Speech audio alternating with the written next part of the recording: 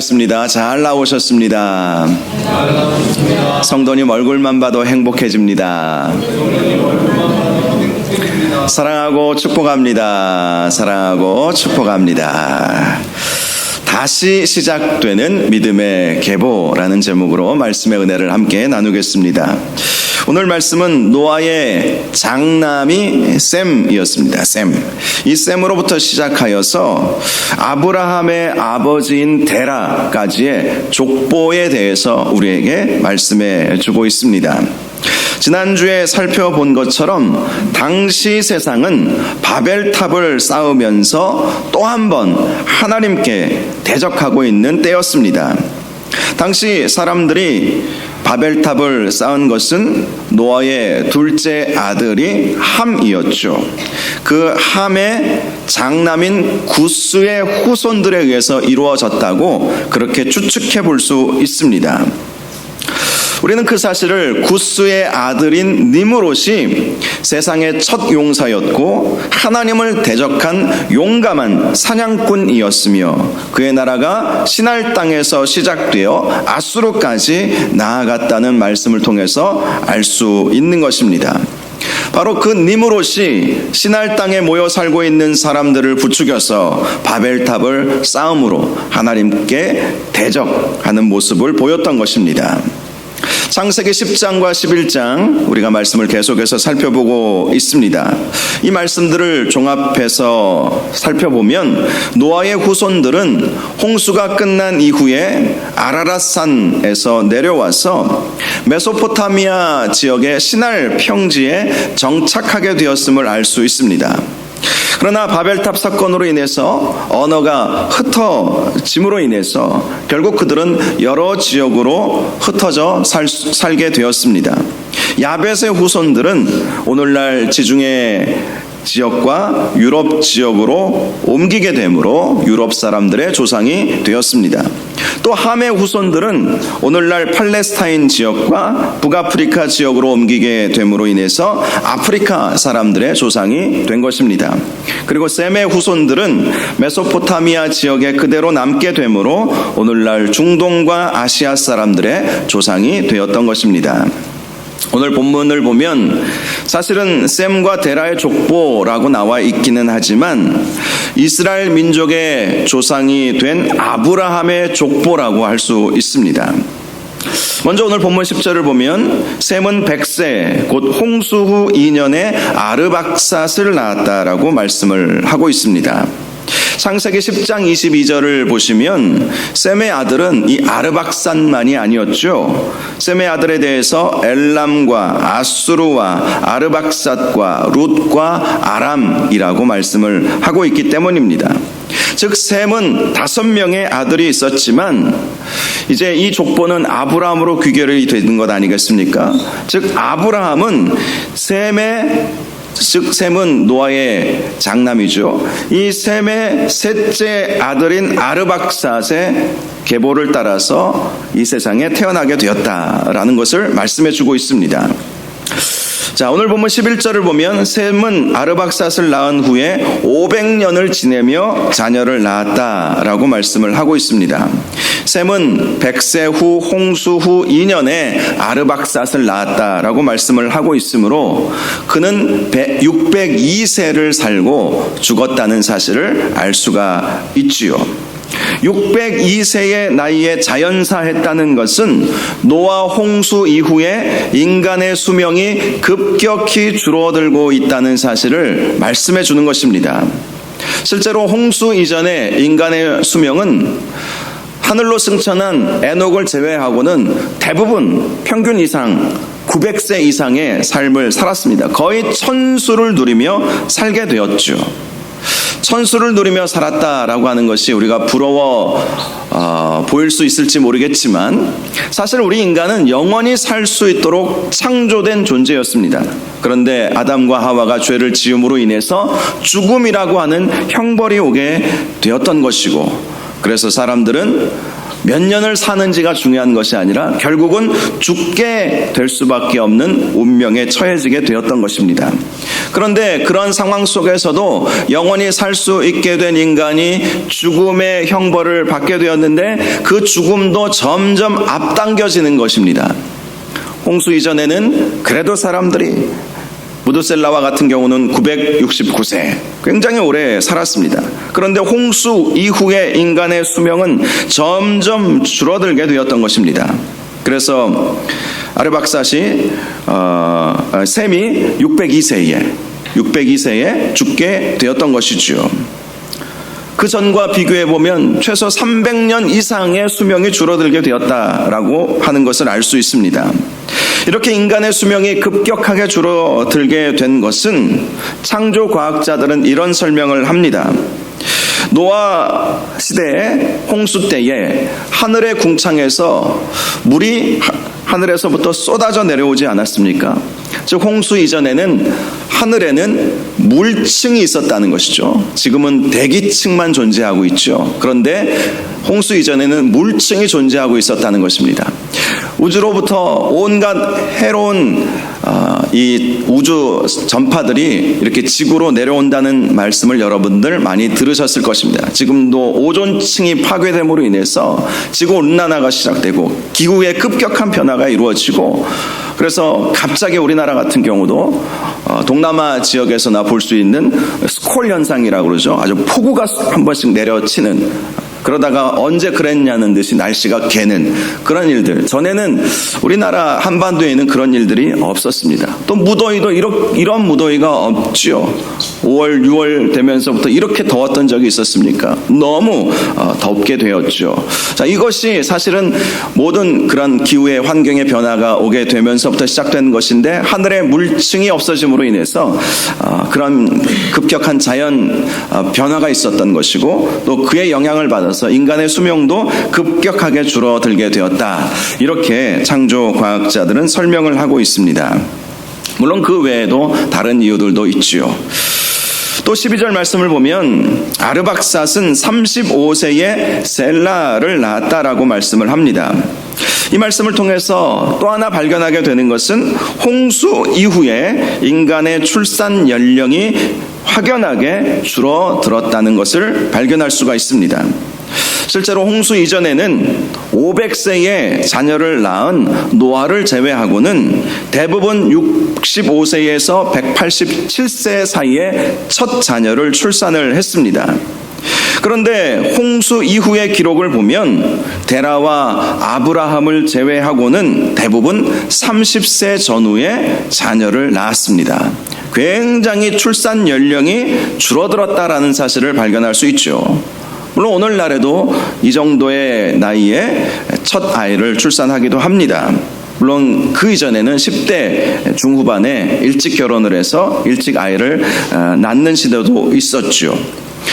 자, 이렇게 출산 연령이 낮아지게 된 것도 수명 단축의 영향으로 볼 수 있는 것이죠. 아무래도 이전보다 건강이 더 여의치 않고 더 신체적인 변화들이 오게 됨으로 인해서 아이를 더 빨리 출산하는 그런 문화로 바뀌게 되었다는 것을 볼 수가 있습니다. 즉 홍수 이후의 세상은 홍수 이전의 세상과는 확연히 다른 삶을 살게 되었다라는 것을 말씀해 주는 것입니다. 수명도 급격히 줄어들었고, 또 결혼 연령도 짧아졌고, 또 첫 아이를 출산하는 그 연령도 짧아지게 되었다는 것이죠. 그래서 사람들은 점점 바쁘게 살아갈 수밖에 없게 된 것입니다. 생각해보면 우리의 수명이 한 300년, 400년 산다고 생각하면 그렇게 급하게 살 일도 없지 않겠어요? 천천히 그렇게 살아도 되는데 언제 죽을지 몰라요. 일찍 죽으면 정말 그 과거 자료를 보니까 우리나라 초창기 6.25 전쟁 이전에 평균 수명이 42세였다고 하더라고요. 6.25 전쟁을 이전에, 전쟁 때문에 물론 죽은 사람들도 있겠지만 그 이전에는 우리 평균 수명이 42세였대요. 그러니까 40대만 되면 죽을 준비를 해야 되는 거예요. 저는 벌써 죽었을지도 모르죠. 제가 50대 중반 가까이 되니까. 여러분들 중에 이렇게 살아 계시는 것이 불과 50년 전, 60년 전만 해도 기적인 거예요. 기적. 기적과 같이 살아계시는 것으로 여러분들 생각하시고 남은 인생 최선을 다해 주님을 위해 살아가시기를 바랍니다. 아멘이 별로 없으시네요. 정말 그래요. 어찌 생각해보면 우리 인간의 삶은 죽음으로 향해 가는 삶이라고 할 수 있죠. 그래서 우리가 얼마나 더 오래 사느냐 보다 더 중요한 것은 어떻게 사느냐 그것이 더 중요하지 않겠습니까? 자, 13절을 보면 아르박삿은 셀라를 낳은 후에 403년을 지내며 자녀를 낳았다라고 말씀을 하고 있습니다. 아르박삿은 438세까지 살게 된 것이죠. 자, 그의 아버지 셈은 그래도 605세를 살았어요. 그런데 수명이 또 한 번 급격하게 줄어들죠. 그는 이 아르박삿은 아버지보다도 먼저 죽었어요. 계산을 해보니까 아버지 셈이 540세 되었을 때에, 아버지 셈은 605세에 죽었는데 540세 되었을 때에 아르박삿은 먼저 죽은 거예요. 그래도 셈은 홍수 이전의 시대를 100년을 경험하지 않았습니까? 그래서 그런지 아들보다는 더 오래 산 것이죠. 어떤 특별한 질병이 있어서 아르박삿이 일찍 죽은 것이 아니라 자연사한 것으로 그렇게 볼 수가 있는 것이죠. 그만큼 인간의 수명이 홍수 이후에 급격하게 줄어들게 되었던 것입니다. 그 사실은 아르박삿이 낳은 셀라 이후의 사람들의 수명을 보면 더 확실히 알 수 있게 됩니다. 셀라는 30세에 에벨을 낳게 되었습니다. 그리고 430년을 살게 되었습니다. 즉 셀라는 434세까지 살다가 죽은 것입니다. 에벨은 34세에 벨렉을 낳고 벨렉을 낳은 후 430년을 살았다라고 말씀합니다. 즉 에벨은 464세까지 살다가 죽은 것입니다. 인간의 수명이 400살 정도까지 이 시대는 살게 되었다는 것이죠. 그런데 또 한 번 급격하게 수명이 줄어들죠. 벨렉은 30세에 루를 낳고 209년을 살았습니다. 즉 그 윗세대들은 400년대까지는 살았는데 그로부터 200년이 확 차감이 되는 거예요. 벨렉은 239세까지 살게 되었던 것입니다. 이 벨렉의 시대 때에 바벨탑 사건이 일어난 것으로 그렇게 보입니다. 그 죄악으로 인해서 하나님께서 인간의 수명도 단축시키셨다는 것을 알 수가 있죠. 루는 30세에 스룩을 낳고 207년을 살게 되었습니다. 그도 아버지 벨렉과 같이 239세에 죽은 것이죠. 또 스룩은 30세에 나홀을 낳고 200년을 살았습니다. 스룩은 230세에 죽게 되었던 것입니다. 그리고 나홀은 29세에 데라를 낳고 119년을 살았습니다. 또 반이 깎여버렸어요. 그래서 200년대까지 200살 이상 살던 사람들이 이제 100년대로 이렇게 나이가 줄어들게 되었던 것입니다. 나홀의 시대 때부터 또 한 번 급격한 수명의 감축이 시작되고 있구나라는 사실을 발견할 수가 있죠. 물론 이제 데라는 205세까지, 나홀의 아들인 데라는 205세까지 살았기 때문에 사람들의 수명이 이제 200년대에서 100년대로 줄어들면서 어떤 사람들은 좀 더 오래 사는 사람들이 있었지만 어떤 사람들은 100몇십 살까지 살고 이제 죽게 된 것이죠. 자, 이렇게 인간의 수명이 급격하게 감축되고 있다는 것은 성경의 내용들을 찬찬히 살펴보면 알 수가 있습니다. 나홀의 아들 데라는 205세, 데라의 아들 아브라함은 175세, 아브라함의 아들 이삭은 180세, 이삭의 아들 야곱은 147세 줄어들고 있죠. 야곱의 아들 요셉은 110세. 그리고 이렇게 100세 이상 살게 된 것은 모세와 여호수아 시대까지만이었던 것으로 보입니다. 모세는 120세, 여호수아는 110세. 그리고 100세 이상 산 사람들의 명단은 나오지 않습니다. 시편의 말씀과 같이 당시 인간의 수명은 70이요 강건하면 80이다. 이 말씀처럼 7, 80대의 삶을 살게 되었다는 것을 알 수 있죠. 10분의 1로 떨어진 것입니다. 900세 이상을 살 수 있었던 사람들이 이렇게 70년, 80년 살면 연수를 다하게 되는 것이죠. 물론 오늘날 의학의 발달로 인해서 100세 시대를 우리는 살아가고 있습니다. 또 어떤 연구 결과에 의하면 120세까지도 살 수 있다, 이런 말도 있는 것도 사실입니다. 그러나 이전에 이 성경에 나와 있는 이 시대처럼 200세, 400세, 500세 이렇게 살 수는 없을 것입니다. 그렇다면 왜 이렇게 인간의 수명이 급격히 줄어들게 되었을까요? 앞에서 말씀드린 것처럼 노아 이후에 자연 환경의 급격한 변화 때문이라는 말씀을 드렸지만 그 이유만은 아니었습니다. 어떤 학자는 식습관의 문제라고 보기도 합니다. 홍수 이전에는 채소만, 한마디로 웰빙 음식만 먹고 살았다는 거예요. 그런데 홍수 이후에 육식이 허용됨으로 인해서 온갖 육식을 먹으면서 그로 인해서 인간에게도 많은 치명적인 악영향을 미치게 되었다는 것이죠. 또 사람들이 살아가면서 음식을 더 맛있게 먹기 위해서 몸에 해로운 조미료, 향신료 이런 것들을 함께 먹다 보니까 몸이 그만큼 버티지 못해서 인간의 수명이 줄어들게 되었다, 이렇게 분석하기도 합니다. 그런데 그보다 더 근본적인 이유가 있습니다. 그것은 인간의 죄악이 그만큼 세상에 넘치게 되므로 인간의 수명이 급격히 줄어들게 되었다는 것입니다. 인간의 생명은 죄와 연결이 되어 있습니다. 아담과 하와의 죄는 인간에게 죽음이라고 하는 형벌을 가져오게 하지 않았습니까? 본래 우리 인간은 영원히 죽지 않게 창조되었던 존재였습니다. 그런데 아담과 하와가 선과 악을 알게 하는 나무의 열매를 따 먹음으로 인해서 죽음이라고 하는 형벌이 오게 된 것입니다. 즉 죽음은 죄의 결과라는 것이죠. 그러므로 인간의 수명이 급격히 줄어들게 되었다는 것은 그만큼 세상 사람들이 더 많은 죄를 짓고 살고 있었다는 사실을 보여주는 것입니다. 그래서 하나님께서 우리 인간의 수명을 줄어들게 하시는 거예요. 살면 살수록 죄 짓고 사는 것이기 때문에, 살면 살수록 죄 짓는 삶을 살 수밖에 없기 때문에 인간의 수명을 점점 줄여 가시는 거예요. 저희 은사이신 정필도 목사님 그런 간증을 예전에 하셨어요. 본인이 은혜 받고 신앙생활을 하다 보니까 죄만 짓고 살더래요. 죄만 짓고 살더래요. 살면 살수록 죄는 더 늘어가겠더래요. 그래서 하나님 앞에 결단하고 기도를 하셨다고 합니다. 하나님, 저를 일찍 데려가 주세요.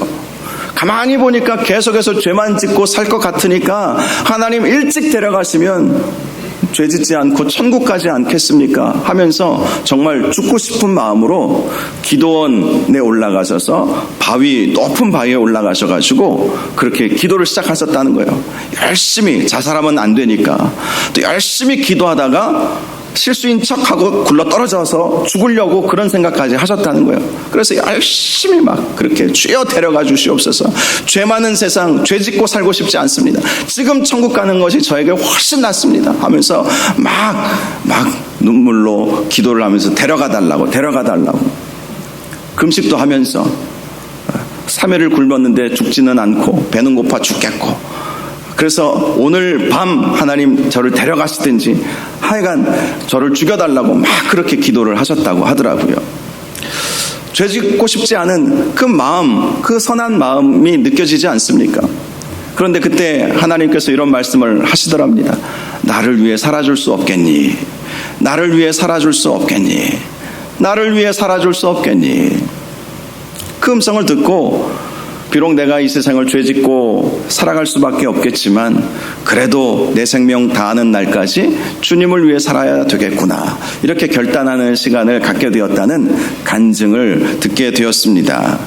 여러분, 인간의 수명은 이렇게 줄어들게 된 것은 사실은 죄 때문이에요. 죄가 넘침으로 인간의 수명이 줄어들게 되는 거예요. 그러므로 이 죄의 문제를 해결하지 않으면 우리는 언제 죽을지 알지 못하지만 영원한 삶을 보장받을 수도 없게 되는 것입니다.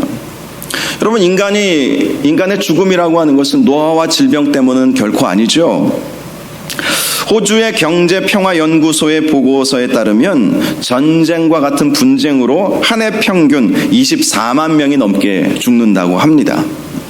질병과 노화로 인해서 사람들이 죽는 것이 아니라 그 외에 다른 것으로, 또 다른 것 또 있죠. 교통사고, 이런 안전사고. 얼마 전에도 화성에서 전지 회사, 리튬 전지 회사에서 불이 나서 안타까운 생명들이 죽지 않았습니까? 그런 안전사고, 교통사고, 이런 걸로 인해서도 한 해 얼마나 많은 사람들이 죽는지 모릅니다. 뉴욕타임스의 종군 기자인 크리스 헤지스 기자가 당신도 전쟁을 알아야 한다라는 책을 썼는데요. 그 책에서 이런 보고를 했습니다.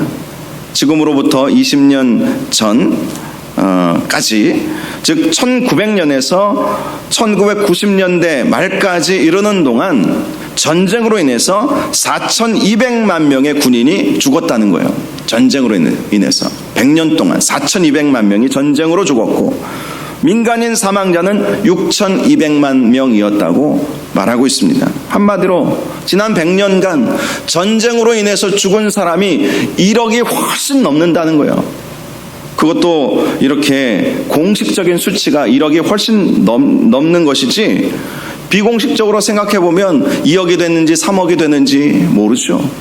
또 아버지가 전쟁에서 죽게 되므로 남아있는 그 가족들은 또 어떻게 삽니까?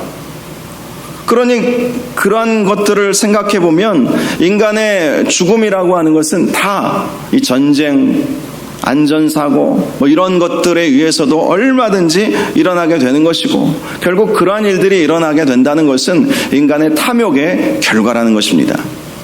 인간의 생명, 인간의 수명은 항상 죄와 연결이 되어 있다는 것이에요. 죄와 연결이 되어 있기 때문에 하나님께서 우리 사람들이 더 이상 살면 살수록 죄짓고 살지 않게 하시기 위해서 인간의 수명을 단축시키실 수밖에 없으셨던 것이죠. 만약에 1000년을 산다고 생각해 보시기 바랍니다. 그러면 1000년 동안 죄짓고 살아야 되는 거잖아요. 200년을 산다 해도 200년 동안 죄짓고 살 수밖에 없는 거예요. 이 죄 문제를 해결하지 않으면 우리는 늘 죄짓고 살 수밖에 없는 존재가 저와 여러분이라는 것입니다. 그래서 하나님께서 이 문제를 해결하시기 위해서 이제 아브라함이라고 하는 믿음의 사람을 이제 이 세상에 태어나게 하신 것입니다. 그것이 이제 26절 이후에 데라의 족보를 통해서 우리에게 보여주고 있습니다. 데라라고 하는 인물은 아브라함의 아버지이죠. 아브라함은 이스라엘 민족의 조상이자 믿음의 조상입니다. 하나님께서 특별히 이 아브라함을 창세기 말씀을 통해서 주목하시는 이유는 죽음으로 가는 세상 속에서 영원한 생명의 삶을 사는 사람이 있음을 말씀하여 주시기 위해서였습니다. 인간의 수명은 급격히 줄어들고 있어요. 죽을 날이 점점 빨라지는 거예요.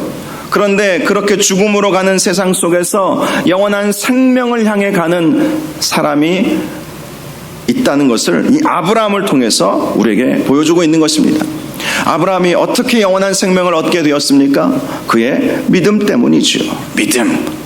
하나님을 믿는 믿음. 그 믿음이 결국은 영원한 생명을 주는 그러한 길이라는 사실을 아브라함을 통해서 보여주시는 것입니다.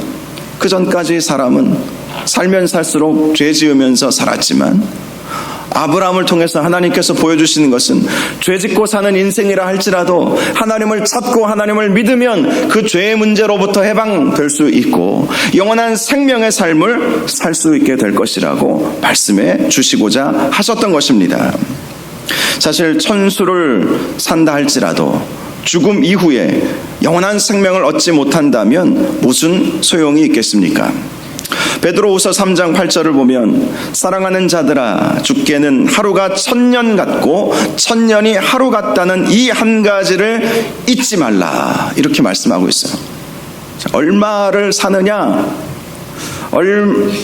사실 이 말씀은 우리 주님의 재림이 늦어지는 것에 대해서 사람들이 반신반의 했을 때에 베드로 사도가 우리 주님 하나님 관점에서는 하루가 천년이고 천년이 하루 같기 때문에 우리가 지금 몇십 년 기다리고 있는 이것은 사실 아무것도 아니다, 이런 말씀을 하기 위해서 이 말씀을 주셨던 것이죠.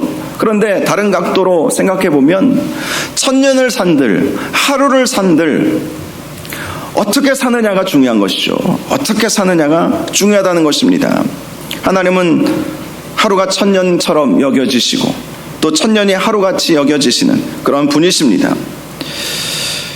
즉 이 세상에서의 삶은 아무리 우리가 천년을 살 수 있을지라도 하나님 보시기에는 단 하루에 지나지 않는다고 보신다는 것입니다. 그러므로 우리 인간이 하나님 보시기에 하루와 같은 삶을 얼마나 더 사느냐에 관심을 두는 것이 아니라 어떻게 사느냐에 관심을 두며 살아야 한다는 것입니다. 하나님 보시기에 어떤 삶을 사는 것이 하나님께서 기뻐하시는 삶일까? 항상 거기에 저와 여러분의 마음이 있어야 한다는 것입니다. 그런 관점으로 앞으로 이어지는 아브라함에 대해서 잘 말씀을 살펴보실 수 있기를 바랍니다. 오늘 본문 26절을 보니까 데라는 70세에 아브라함과 나홀과 하란을 낳았다라고 말씀을 하고 있습니다. 성경의 연대를 분석해보면 데라는 70세에 성경에서는 아브라함이 먼저 등장하고 있지만 사실은 가장 나중에 등장한 하란을 먼저 낳았다는 사실을 알 수가 있지요. 그 이유는 데라가 205세에 죽었을 때에 아브라함이 75세였고 그때에 아브라함이 하란을 떠났다는 말씀 때문입니다.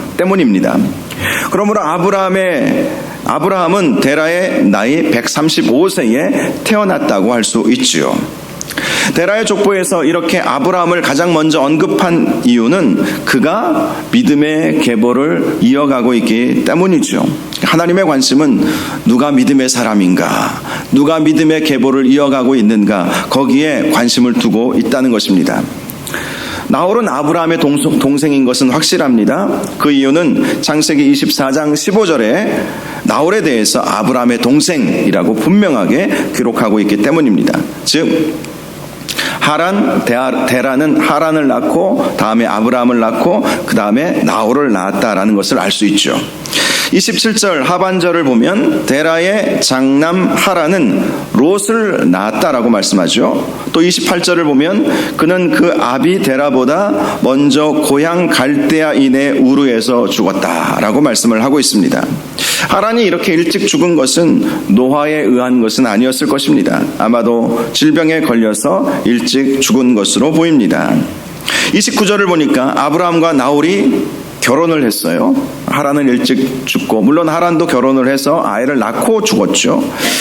아브라함과 나홀이 결혼을 했는데 아브라함의 아내는 사레라고 불렸고요. 나홀의 아내는 밀가였다고 말씀합니다. 이 밀가는 하란의 딸이라고 말씀하고 있어요. 하란은 밀가의 아버지며 이스가의 아버지라고 말씀하고 있죠. 즉 하란은 아들 롯과 딸 밀가 그리고 이스가를 낳고 죽었다는 사실을 알 수 있습니다. 그리고 나홀은 하란의 딸인 자신의 조카 밀가와 결혼을 한 것입니다. 오늘날에는 이러한 결혼이 성사될 수 없지만 당시에는 근친 간의 결혼이 허용되었던 시대였기에 가능한 일이었습니다. 실제로 아브라함의 아내 사레는 창세기 20장 12절을 보면 그의 이복 누이라고 나와 있기도 합니다. 이복 여동생이라는 것이죠. 즉 사라의 아버지도 데라라는 사실을 알 수 있습니다. 어머니만 달랐던 것이죠. 그러나 일부 학자들은 이 사라가 하란의 딸이었다고 보기도 합니다. 이렇게 다른 주장이 나오는 것은 누이라고 하는 이 단어가 친족을 포함하고 있는 단어이기 때문에 그런 주장들이 있는 것이죠. 물론 그것은 그렇게 중요한 것은 아닙니다. 중요한 것은 30절을 보면 사라에 대해서 그녀가 임신하지 못하였다라는 것이죠. 데라의 가문을 제외하고는 당시 남자 나이 30대 전후로 아이를 출산한 것을 보면 여성들의 경우는 최초 자녀를 출산한 것이 대부분 20대이지 않았을까 그렇게 추측해 볼 수가 있는데요. 사라는 20대, 30대, 40대, 50대 지금 오늘 본문에 말씀하고 있는 이 시대는 사라의 나이가 60이 되었던 때예요. 60이 되었어도 자식이 없었던 것입니다. 사라에게 자식이 없었다는 것은 그의 남편 아브라함에게도 자식이 없었다는 것이죠. 고대 사회에서는 자식은 신의 선물로 간주되었습니다. 그러므로 자식이 없었다는 것은 신의 선물조차도 받지 못한 사람이라고 여겨졌다는 것을 뜻하는 것이었습니다. 그런데 하나님의 은혜로 아브라함은 100세에, 사라의 나이 90세에 아들을 얻게 되었죠.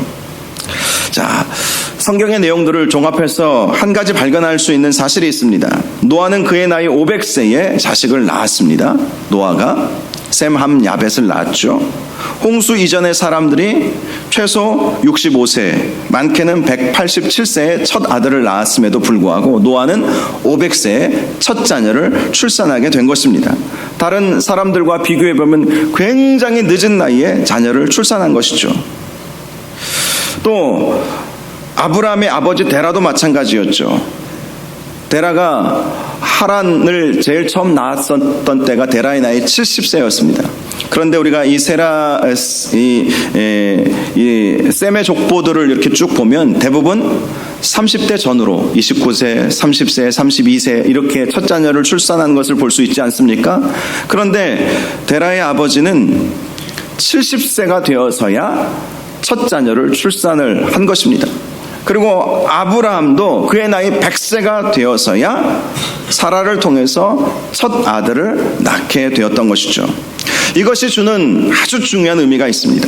역사의 변곡점 앞에서 우리 하나님은 오랜 시간의 인내의 과정을 거치게 함으로 세상을 바꾸는 하나님의 사람들을 만들어 가신다. 다시 한번 말씀드릴게요. 역사의 변곡점 앞에서 우리 하나님은 오랜 시간의 인내의 과정을 거치게 함으로 세상을 바꾸는 하나님의 사람을 만들어 가신다는 것입니다. 오랜 기다림, 그 기다림은 힘들어요. 지칠 때도 있습니다. 그런데 그 기다림을 통해서 하나님은 역사의 변곡점을 만들어 가신다는 것이죠. 노아, 데라, 아브라함, 이들은 공통적인 특징이 첫 자녀를 아주 늦게, 너무 당시 시대적 상황과는 전혀 맞지 않는 아주 늦게 자녀를 낳았다는 거예요. 역사의 변곡점을 만들어가는 그 사람들에게는 이러한 인내의 과정을 하나님이 거치게 하시더라. 이것을 이 첫 자녀의 출생을 통해서 우리에게 보여주시는 것입니다. 실제로 우리 인생에 있어서 또 다른 사람들을 볼 때에도 마찬가지이고, 늦었다고 생각될 때가 하나님께서 더 크고 놀라운 일을 행하실 때가 많이 있습니다. 제가 아는 어떤 선교사님은 비교적 늦었다고 생각하는 60세에 선교지로 가셨어요. 아니, 그 60세라고 하는 그 나이에 선교지로 가시면 무슨 사역을 할 수 있겠습니까? 그냥 한 10년 정도 목회하면 목회지에서 그냥 은퇴하면 되는데 왜 일찍 은퇴하셔가지고 선교지 가실까? 그렇게 생각해 볼 수도 있죠. 그런데 그 목사님은 꿈이 선교사였어요. 그래서 일찍 은퇴하고, 비록 교단에서는 70세 정년을 정하고 있지만 70세까지 일하시든 더 이상 선교지에서 일하든 자신의 남은 인생은 선교지에 가서 사역하고 싶은 그 마음으로 사역을 시작하셔서 지금은 70이 넘으셨는데 얼마나 왕성하게, 얼마나 놀라운 사역들을 감당하고 계시는지 제가 보면서 감동을 받을 때가 있습니다. 늦었다고 생각할 때가 가장 중요하고 가장 빠른 때일 수도 있다는 것이죠. 여러분, 우리 교회 장로님으로 심우하시다가 신학 공부하시고 공직에서 은퇴하시고 옥천에서 목회하시는 김일묵 목사님 많이 아시죠? 많이들 아실 거예요. 보통 70세가 되시면 목회 현장에서 이제 은퇴를 하시죠. 그런데 제가 얼마 전에 그 서정리 교회인가요? 서정교회 가서 말씀을 전하면서 목사님하고 이러한저런 교제를 나누었는데요. 목사님이 이런 말씀을 하시더라고요. 올해가 목사님 연세 이제 만 70세가 되셨대요. 보통 이제 물론 침례교단에서는 은퇴 연령이 정해져 있지 않기 때문에 물론 더 목회를 하셔도 되는데, 기도 중에 하나님께서 이런 말씀을 주셨다고 합니다. 또 다른 교회를 개척하라. 또 다른 교회를 개척하라. 그런 마음을 주셔가지고 7월 14일 그때 우리가 함께 가서 축하도 해드려야 되겠지만 7월 14일에 충북 영동 황간이라고 하는 곳에 교회를 또 개척을 시작을 하십니다. 별로 놀라지도 않으시네요. 그럴 줄 아셨습니까, 여러분들은? 저는 그때 그 말씀 듣고 너무 놀랐어요. 그럴 줄 몰랐어요. 그런데 여러분들은 그럴 줄 아신 표정을 지으시는 것 같아요. 보통의 경우는 이제 목회 사역 이제 마무리할 때인데 아니라는 것이죠. 다른 사람들은 그 연세에 무엇을 얼마나 더 하실 수 있겠느냐라고 말하겠지만 본인은 그렇게 생각하지 않으시는 거예요.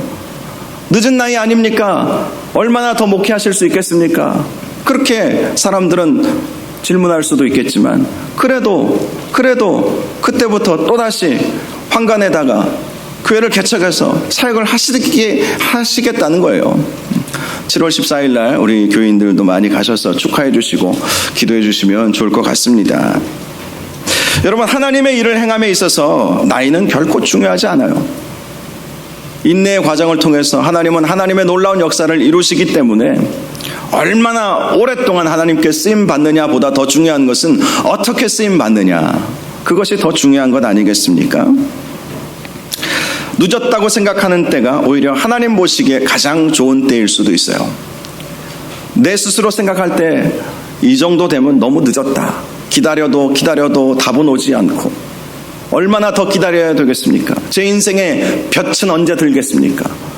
그렇게 우리가 생각하고 절망하기 쉽지만, 그러나 그때가 하나님의 빛이 강력하게 임하게 될 때임을 꼭 기억하시기를 바랍니다. 결코 하나님 보실 때에는 늦은 때가 없는 거예요. 자, 31절을 보면 데라가 그의 아들 아브람과 하란의 아들인 그의 손자 롯과 그의 며느리 아브람의 아내 사레를 데리고 갈대아인의 우르를 떠나 가나안 땅으로 가고자 하더니 하란에 이르러 거기 거류하였다. 자, 데라가 이제 그의 아들, 며느리, 그리고 손자죠. 롯을 데리고 가나안 땅으로 가고자 했다, 이렇게 말씀을 하고 있습니다. 그러면서 하란에 머무르게 되었다. 이 하란은 갈대아 우르에서 시작해서 메소포타미아 지역의 가장 중심 지역이 이 갈대아 우르입니다. 그리고 하란은 메소포타미아 문명의 가장 끝자락에 있는 곳이에요. 하란을 넘어가면 이제 가나안 땅으로 가게 됩니다. 데라가 믿음의 행보를 할 수 있게 된 것은 사실 아브라함 때문이에요. 그의 아들 아브라함이 하나님의 음성을 들었어요. 내 고향과 친척을 떠나 내가 내게 보일 땅으로 가라. 아브라함에게 하나님께서 그 말씀을 해주시자 아브라함이 아버지에게 말하여 준 것이죠. 그리고 데라도 당시 이때는 데라는 하나님을 제대로 섬기지는 않았던 것 같습니다. 그러나 조상들의 하나님을 떠올리면서 하나님께서 아들에게 그 말씀을 주셨다면 우리가 순종해야지 하면서 그의 나이가 많아져서 거동하기 어려웠지만 하란까지는 갈 수 있게 되었던 것입니다. 물론 하란에서 더 이상 나아가지는 못했어요. 그의 나이가 많았기 때문에 못했지만 그래도 데라가 자기 아들과 며느리와 손자를 데리고 하란까지 가주었기 때문에 나중에 아브라함이 또다시 하나님의 음성을 듣고 가나안 땅으로 가게 되었던 것이죠. 그래서 데라는 믿음의 길을 열어주었다고 볼 수 있는 것입니다. 오늘 말씀이 바로 거기까지 나와 있는데요. 오늘 말씀을 정리하겠습니다. 오늘 본문은 당시 세상이 바벨탑을 쌓으면서 계속해서 죄를 짓고 있는 상황 속에서 하나님께서 믿음의 계보를 만들어가고 계심을 보여주고 있습니다. 믿음의 계보는 셈의 5 아들 중에 아르박삿에게 이어졌죠. 아르박삿의 2 아들 중에는 셀라로 이어졌고 셀라 이후에는 에벨로 이어졌습니다. 이 에벨이 아주 중요한 의미를 가지고 있어요. 에벨의 의미가 건너온 자라는 의미를 가지고 있습니다. 아마도 이 에벨 시대에 사람들이 바벨탑을 지었던 것으로 보여요. 즉, 이 에벨은 불신앙의 세계, 바벨탑의 삶에서 신앙의 세계로 건너왔기 때문에 그러한 이름이 붙여졌을 것입니다. 이 에벨은 벨렉과 욕단을 낳았는데 믿음의 계보는 벨렉으로 이어지게 되었죠. 욕단은 아랍인들의 조상이 되었죠. 벨렉의 시대에 하나님은 바벨탑의 징계인 언어를 혼잡케 하셨습니다. 그래서 세상이 나뉘어졌더라, 이렇게 말씀하고 있죠.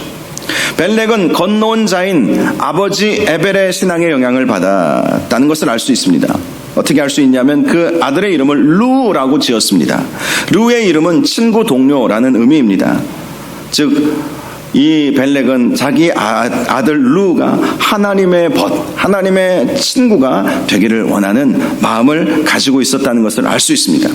루는 수룩을 낳았고 수룩은 나홀을 낳았고 나홀이 아브라함의 아버지 데라를 낳았던 것입니다. 이렇게 하나님께서는 믿음의 계보를 만들어 가신다. 타락한 세상, 바벨탑을 짓고 있고 하나님을 대적하는, 하나님을 떠나는 그러한 세상 속에서도 믿음의 계보를 만들어 가고 계시다라는 것을 오늘 우리 본문이 우리에게 보여주고 있습니다. 저는 저와 여러분들이 죄악에 물들어가고 있는 타락한 세상 속에서 바로 이러한 믿음의 계보를 이어갈 수 있기를 주님의 이름으로 축복합니다. 주님 언제 다시 오실지 아무도 모릅니다. 중요한 것은 성경은 우리의 미래에 대해서 장밋빛 청사진을 제공해 주고 있지 않다는 것입니다.